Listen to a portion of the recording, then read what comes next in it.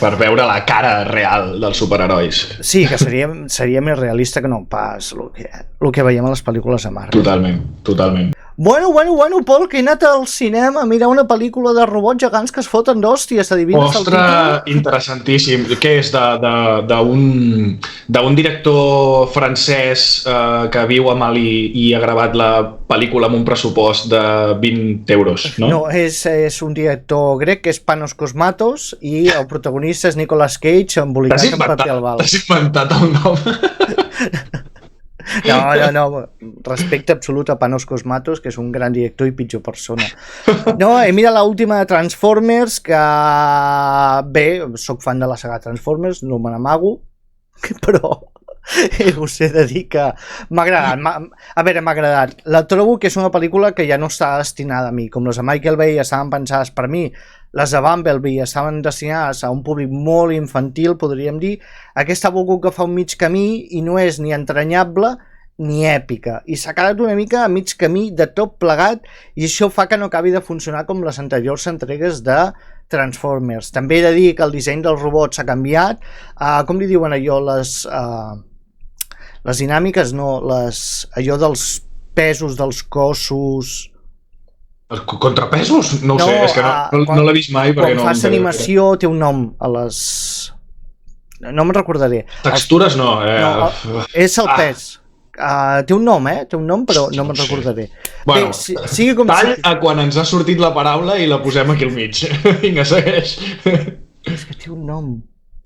No me'n recordaré, tio. És que no sé què vols dir. Sí, el pes del cos a l'hora de que quedi expressat en el moment. Les físiques? Sí, físiques, sí.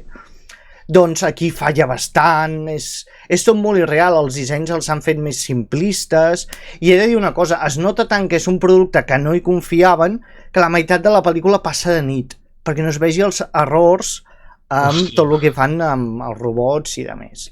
Però realment que passi de nit afecta? És algo que dius, ostres... Es veu molt forçat. Dius, hòstia, però per què està passant des del minut 10 fins al minut 60 tot de nit? Perquè no tenim pressupost per fer-ho tot i la batalla final, si que la veurem de dies, per tot el que passa abans, ho fem de nit perquè no es noti tant. Per si de cas. Sí. I els actors protagonistes no acaben de tenir el de Llonses, també són postadolescents, que tampoc hi connectes tant, almenys jo, i hi ha una trama dramàtica de fons que és horrorosa, que és tenim un nen malalt que s'està morint, saps què et vull dir? I dius, no encaixa amb tot el que m'estàs explicant. Ja et dic, jo és que som molt fan dels Transformers de Michael Bay, perquè és el que a mi em mola, veure robots gegants fotent-se d'hòsties i adults estúpids, militars estúpids, científics estúpids, gent estúpida, i aquí no, li volen fer una aventura young adult que no m'acaba d'encaixar. No... Bueno, suposo que després de tantes pel·lis, no ho sé, jo ho dic des de totalment fora de no haver-ne vist ni una, però potser després de tantes pel·lis volen mig reformular la cosa, sí. I per això és com, vale, sí, els robots gegants, ok, hi han de ser, però el que deies, no? Provem de, doncs els protagonistes són una altra mena de personatge, etc, i, pel que sembla, per algú que és fan, no ha funcionat gaire, no? Quin número de pel·li és, ja? 5, 6? Tenim la 5, 6, aquesta és la 7. 7? Hòstia, és que clar. Però recordem, són 5 de Michael Bay, una que és la Bumblebee amb en John Cena i aquesta que és una reformulació per tornar a començar. He de dir que també tenim un problema perquè per culpa de les pel·lícules Bumblebee ha passat a ser un personatge protagonista, que això a les aventures no era tan descarat, era l'Optimus Prime el gran protagonista. I aquí, durant la pel·lícula, tot és molt planer, fins que apareix Bumblebee amb una escena d'acció que és impressionant, això s'ha de dir, però és, tio, he estat esperant tota la puta pel·li per veure el puto Bumblebee fer això. I fa paneta, perquè tens personatges a sobre, és que el món de Transformers no s'acaba. Perdó, qui és Bumblebee? És un dels Transformers? Sí, el de color groc. Vale.